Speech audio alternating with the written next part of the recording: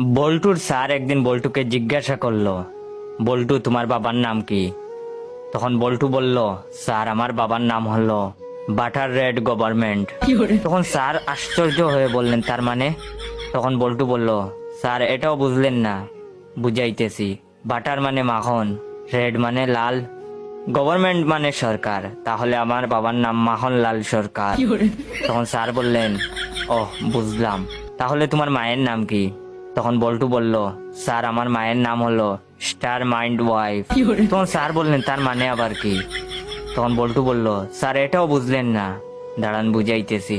Sir star মানে তারা, mind মানে মন, ওয়াইফ মানে বিবি, তাহলে আমার মায়ের নাম হলো তারামন বিবি। তখন স্যার বললেন, ওহ বুঝলাম, তাহলে তোমার ভাইয়ের নাম কি? তখন বল্টু বলল, আমার ভাইয়ের নাম ফাদার বাস। স্যার বললেন, তার মানে? তখন বল্টু বলল, স্যার এটাও বুঝলেন না? বুঝাইতেছি স্যার। ফাদার মানে হলো বাবা, আর বাস মানে বাস, তাহলে আমার ভাইয়ের নাম আব্বাস। এটা শোনার পর স্যার তো বেহুশ। বল্টুর স্যার